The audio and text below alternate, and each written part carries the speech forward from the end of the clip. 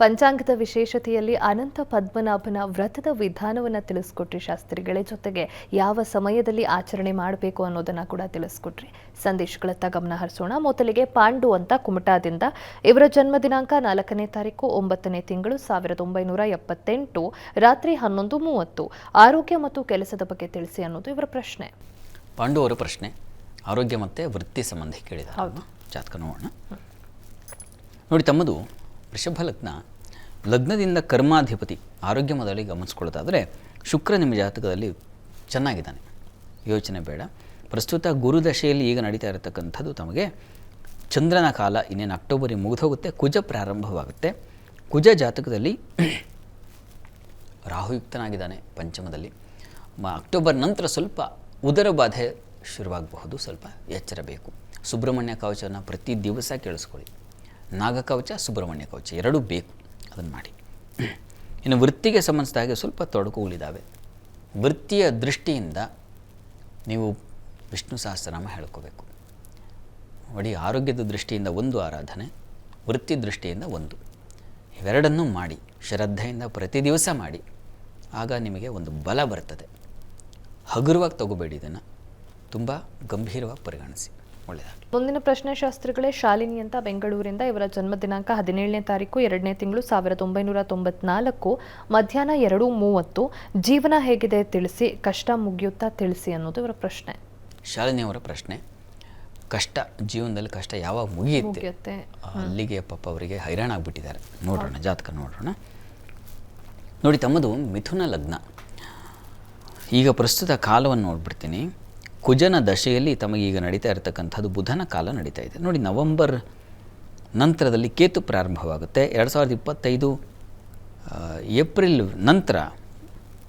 April ನಂತರದಲ್ಲಿ ಶುಕ್ರ ಪ್ರಾರಂಭವಾಗುತ್ತೆ. ಹೀಗಾಗಿ ಶುಕ್ರನ ಕಾಲ ಬಂದಾಗ ನಿಮಗೆ ಅನುಕೂಲ ಆಗುತ್ತೆ. ಅಂದರೆ 2025 ಏಪ್ರಿಲ್ ಮೇಯಿಂದ ಅಂದ್ಕೊಳ್ಳಿ. ಮೇಯಿಂದ ನಿಮ್ಮ ಬದುಕಿಗೆ ಸ್ವಲ್ಪ ಒಂದು ರೀತಿಯ ಒಳ್ಳೆಯ ದಾರಿ ಸಿಗುತ್ತೆ. ಹೀಗಾಗಿ ಈಗ ಸದ್ಯಕ್ಕೆ ಬುಧ ಏನಾಗಿದೆ, ನಿಮ್ಮ ಜಾತಕದಲ್ಲಿ ಅವನು ನೀಚಾಭಿಲಾಷಿಯಾಗಿದ್ದಾನೆ, ಮೌಢ್ಯನಾಗಿದ್ದಾನೆ. ಅದು ಬಹಳ ತೊಡಕು. ಹಾಗೆ ಸ್ವಲ್ಪ ತಾಳ್ಮೆ ಬೇಕು. ನೀವು ಅಷ್ಟೇ ಪ್ರತಿ ದಿವಸ ನೀವು ವಿಷ್ಣು ಸಹಸ್ರನಾಮ ಹೇಳ್ಕೊಳ್ಳಿ. ಶ್ರದ್ಧೆಯಿಂದ 2 ಹೊತ್ತು ಹೇಳಿ, ಬೆಳಗ್ಗೆ ಸಂಜೆ. ಖಂಡಿತ ನೀವು ಕಷ್ಟದಿಂದ ಹೊರಗೆ ಬರ್ತೀರಿ. ಒಳ್ಳೆಯದಾಗಲಿ. ಮುಂದಿನ ಪ್ರಶ್ನೆ ಶಾಸ್ತ್ರಿಗಳೇ, ರಾಜು ಅಂತ ಶಿವಮೊಗ್ಗದಿಂದ, ಇವರ ಜನ್ಮ ದಿನಾಂಕ 10ನೇ ತಾರೀಕು 4ನೇ ತಿಂಗಳು 1994 ಬೆಳಗ್ಗೆ 8:30. ಕೆಲಸ ಹಾಗೆ ಮದುವೆಯ ಬಗ್ಗೆ ತಿಳಿಸಿ ಅನ್ನೋದು ಇವರ ಪ್ರಶ್ನೆ.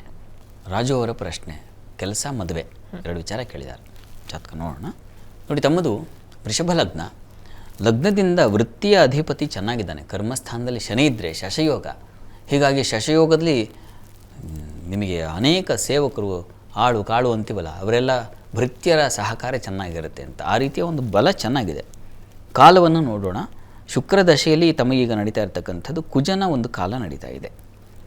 ಕುಜ ನಿಮ್ಮ ಜಾತಕದಲ್ಲಿ ಅವನು ವ್ಯಯಾಧಿಪತಿ. ಹೀಗಾಗಿ ಸ್ವಲ್ಪ ಪರಿಶ್ರಮ ಆಗುತ್ತೆ. ದುಸ್ಥಾನದ ಗ್ರಹಗಳ ಕಾಲದಲ್ಲಿ ನಮಗೆ ಸ್ವಲ್ಪ ತೊಡಕೆ ಉಂಟಾಗುತ್ತೆ. ತೊಡಕು, ವ್ಯಥೆ, ನಷ್ಟ ಇವುಗಳನ್ನು ಸೂಚಿಸುತ್ತೆ. ಹೀಗಾಗಿ ನೀವೇನಪ್ಪ ಮಾಡಬೇಕೀಗ, ಇದಕ್ಕೆ ಪರಿಹಾರ ನೋಡಿ, ಸುಬ್ರಹ್ಮಣ್ಯ ಸ್ವಾಮಿ ಸನ್ನಿಧಾನಕ್ಕೆ ಪ್ರತಿ ಮಂಗಳವಾರ ಸ್ವಲ್ಪ ತೊಗರಿ ಧಾನ್ಯವನ್ನು ದಾನ ಮಾಡಿ. ಬಾಳೆಹಣ್ಣು ಜೊತೆಗೆ 6 ಬಾಳೆಹಣ್ಣು, ಸ್ವಲ್ಪ ತೊಗರಿ, ಇದನ್ನು ಪ್ರತಿ ಮಂಗಳವಾರ ತಗೊಂಡು ಹೋಗಿ ಕೊಡಿ. ಸರಿ ಹೋಗುತ್ತೆ, ಯೋಚನೆ ಮಾಡಬೇಡಿ. ಒಳ್ಳೆಯದಾಗ. ಮುಂದಿನ ಪ್ರಶ್ನೆ ಶಾಸ್ತ್ರಿಗಳೇ, ಪರೀಕ್ಷಿತ ಅಂತ ತುಮಕೂರಿನಿಂದ, ಇವರ ಜನ್ಮ ದಿನಾಂಕ 10ನೇ ತಾರೀಕು 6ನೇ ತಿಂಗಳು 2019 ರಾತ್ರಿ 9:05. ಜಾತಕ ಹೇಗಿದೆ ತಿಳಿಸಿ, ಮುಂದಿನ ಶಿಕ್ಷಣ ಹಾಗೆ ಕೆಲಸದ ಬಗ್ಗೆ ತಿಳಿಸಿ ಅನ್ನೋದು ಇವರ ಪ್ರಶ್ನೆ. ಪರೀಕ್ಷಿತ ಅವರ ಪ್ರಶ್ನೆ, ಮಗು ಪ್ರಶ್ನೆ ಕಳಿಸಿದ್ದಾರೆ. ಹೌದು, ಏನು ವಿದ್ಯಾಭ್ಯಾಸ ಹೇಗಿದೆ ಮುಂದೆ ಅಂತ ಕೇಳಿದ್ದಾರೆ. ಜಾತಕ ನೋಡ್ರಿ. ಇದು ಧನು ಲಗ್ನದಿಂದ ನೋಡಿ, ದ್ವಿತೀಯಾಧಿಪತಿ ಶನೈಶ್ಚರ ಜಾತಕದಲ್ಲಿ ಲಗ್ನದಲ್ಲೇ ಇದ್ದಾನೆ. ಆಲಸ್ಯ ಜಾಸ್ತಿ ಇರುತ್ತೆ. ಪಂಚಮಾಧಿಪತಿ ಚೆನ್ನಾಗಿದ್ದಾನೆ. ಈಗ ಪ್ರಸ್ತುತ ಚಂದ್ರದಶೆಯಲ್ಲಿ ನಡೀತಾ ಇರತಕ್ಕಂಥದ್ದು ಕುಜನ ಕಾಲ ನಡೀತಾ ಇದೆ. ಕುಜ ಜಾತಕದಲ್ಲಿ ಶತ್ರು ಕ್ಷೇತ್ರದಲ್ಲಿದ್ದಾನೆ. ನೋಡಿ, ಪ್ರತಿ ಮಂಗಳವಾರ ಸುಬ್ರಹ್ಮಣ್ಯ ಸ್ವಾಮಿ ಸನ್ನಿಧಾನಕ್ಕೆ ಸ್ವಲ್ಪ ಜೇನು ಹಾಗೂ ರಸಬಾಳೆ ನೈವೇದ್ಯವಾದರೂ ಮಾಡಿಸಿ ಅಥವಾ ಅಭಿಷೇಕವಾದರೂ ಮಾಡಿಸಿ ಅದನ್ನು ತಿನ್ನಿಸಿ ಮಗುವಿಗೆ. ಎರಡನೇದು ಪ್ರತಿ ಶನಿವಾರ ಆಂಜನೇಯ ಸನ್ನಿಧಾನಕ್ಕೆ ಜೇನಿನ ಅಭಿಷೇಕ ಮಾಡಿಸಿ ತಿನ್ನಿಸಿ. ಇವೆರಡು, ಒಂದು ಆಂಜನೇಯ ಮತ್ತೊಂದು ಸುಬ್ರಹ್ಮಣ್ಯ, ಎರಡು ದೇವತೆಗಳ ಅನುಗ್ರಹ ಬೇಕು. ಆಗ ಬುದ್ಧಿ ಚುರುಕಾಗಿರ್ತದೆ, ಚೆನ್ನಾಗಿ ಓದಲಿಕ್ಕೆ ಅವಕಾಶ ಆಗುತ್ತೆ. ಸದ್ಯಕ್ಕೆ ಇಷ್ಟು ಕಾನ್ಸಂಟ್ರೇಟ್ ಮಾಡಿ, ಮುಂದಿಂದ ಆಮೇಲೆ ನೋಡೋಣ. ಮಕ್ಕಳಿಗೆ ಬಹಳ ಮುಖ್ಯವಾಗಿ ಬೇಕಾಗಿರೋದು ಒಳ್ಳೆಯ ವಾತಾವರಣ, ಒಳ್ಳೆಯ ಶಿಕ್ಷಣ ಬೇಕು.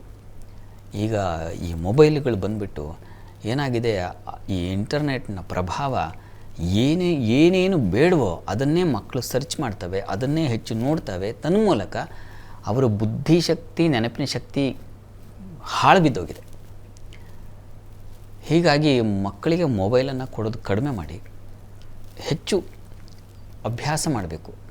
ತಾನೇ ಸ್ವಂತವಾಗಿ ಓದಬೇಕು, ತಾನು ನೆನಪಿನಲ್ಲಿ ಇಟ್ಕೊಳ್ಬೇಕು. ಆ ರೀತಿಯ ಶಿಕ್ಷಣ ಬೇಕಾಗುತ್ತೆ.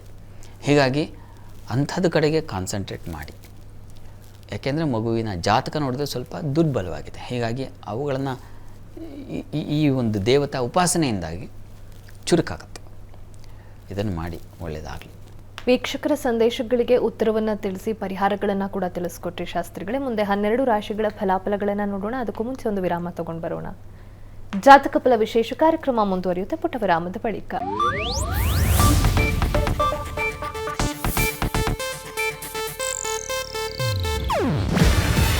ಇದು ಏಷ್ಯಾನೆಟ್ ನ್ಯೂಸ್ ನೆಟ್ವರ್ಕ್ ಪ್ರಸ್ತುತಿ. ನೀವು ನೋಡ್ತಿದ್ದೀರಾ ಏಷ್ಯಾನೆಟ್ ಸುವರ್ಣ ನ್ಯೂಸ್.